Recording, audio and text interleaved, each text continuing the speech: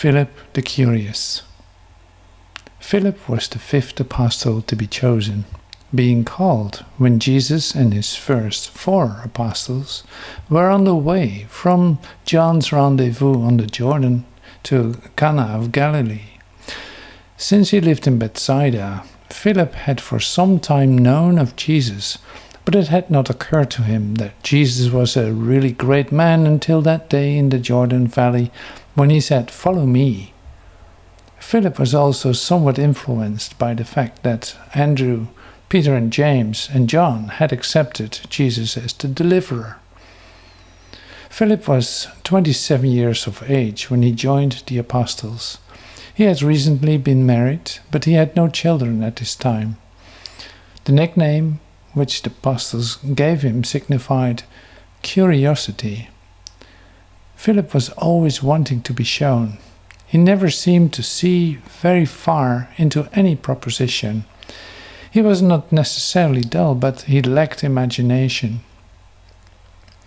This lack of imagination was the great weakness of his character. He was a commonplace and matter-of-fact individual. When the apostles were organized for service, Philip was made steward. It was his duty to see that they were at all times supplied with provisions. And he was a very good steward. His strongest characteristic was his methodical thoroughness. He was both mathematical and systematic. Philip came from a family of 7, 3 boys and 4 girls. He was next to the oldest, and after the resurrection he baptized his entire family into the kingdom. Philip's people were fisher folk. His father was a very able man, a deep thinker, but his mother was of a very mediocre family. Philip was not a man who could be expected to do big things, but he was a man who could do little things in a big way, do them well and acceptably. Only a few times in 4 years did he fail to have food on hand to satisfy the needs of all. Even the many emergencies demands attendant upon the life they lived seldom found him unprepared. The commissariat department of the apostolic family was intelligent and efficiently managed. The strong point about Philip was his methodical reliability. The weak point in his makeup was his utter lack of imagination, the absence of the ability to put 2 and 2 together to obtain 4. He was mathematical in the abstract, but not constructive in his imagination. He was almost entirely lacking in certain types of imagination. He was the typical everyday and commonplace average man. There were a great many such men and women among the multitudes who came to hear Jesus teach and preach, and they derived great comfort from observing one like themselves elevated to an honored position in the councils of the Master. They derived courage from the fact that one like themselves had already found a high place in the affairs of the kingdom. And Jesus learned more about the way some human minds function as he so patiently listened to Philip's foolish questions and so many times complied with his steward's request to be shown. The one quality about Jesus which Philip so continuously admired was the Master's unfailing generosity. Never could Philip find anything in Jesus which was small, niggardly, or stingy, and he worshipped this ever-present and unfailing liberality. There was a little about Philip's personality that was impressive. He was often spoken as a Philip of Bethsaida, the town where Andrew and Peter live. He was almost without discerning vision. He was unable to grasp the dramatic possibilities of a given situation. He was not pessimistic, he was simply prosaic. He was also greatly lacking in spiritual insight. He would not hesitate to interrupt Jesus in the midst of one of the Master's most profound discourses to ask an apparently foolish question. But Jesus never reprimanded him for such foolishness. He was patient with him and considerate of his inability to grasp the deeper meanings of the teaching. Jesus well knew that if he once rebuked Philip for asking these annoying questions, he would not only wound his honest soul, but such a reprimand would so hurt Philip that he would never again feel free to ask questions.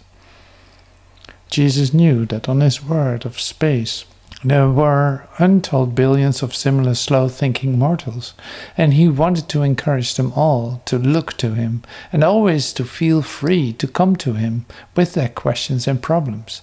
After all, Jesus was really more interested in Philip's foolish questions than in the sermon he might be preaching. Jesus was supremely interested in men, all kinds of men. The apostolic steward was not a good public speaker, but he was a very persuasive and successful personal worker. He was not easily discouraged. He was a plodder and very tenacious in anything he undertook. He had that great and rare gift of saying, "Come." When his first convert, Nathanael, wanted to argue about the merits and demerits of Jesus Christ of Nazareth, Philip's effective reply was, "Come and see." He was not a dogmatic preacher who exhorted his hearers to go, do this and do that. No, he met with all situations as they arose in his work with, "Come with me, I will show you the way." And this is always the effective technique in all forms and phases of teaching. Even parents will learn from Philip the better way of saying to their children, not "go do this and go do that," but rather "come with us while we show and share with you the better way." The inability of Philip to adapt himself to a new situation was well shown when the Greeks came to him at Jerusalem saying, "Sir, we desire to see Jesus." Now, Philip would have said to any Jew asking such a question, "Come," but these men were foreigners, and Philip could remember no instruction from his superiors regarding such matters. So the only thing he could think to do was to consult the chief, Andrew. And then they both escorted the inquiring Greeks to Jesus. Likewise, when he went into Samaria, preaching and baptizing believers, as he had been instructed by his master, he refrained from laying on hands on his converts in token of their having received the Spirit of truth. This was done by Peter and John, who presently came down from Jerusalem to observe his work in behalf of the mother church. Philip went on through the trying times of the Master's death, participated in the reorganization of the 12, and was the first to go to win souls for the kingdom outside of the immediate Jewish ranks, being most successful in his work for the Samaritans and in all his subsequent labors in behalf of the gospel. Philip's wife, who was an efficient member of the women's corps, became actively associated with her husband in his evangelistic work after their flight from the Jerusalem persecutions. His wife was a fearless woman. She stood at the foot of Philip's cross, encouraging him to proclaim the glad tidings even to his murderers. And when his strength failed, she began the recital of the story of salvation by faith in Jesus, and was silenced only when the irate Jews rushed upon her and stoned her to death. Their eldest daughter, Leah, continued their work, later on becoming the renowned prophetess of Hierapolis. Philip, the one-time steward of the 12, was a mighty man in the kingdom, winning souls wherever he went, and he was finally crucified for his faith and buried at Hierapolis.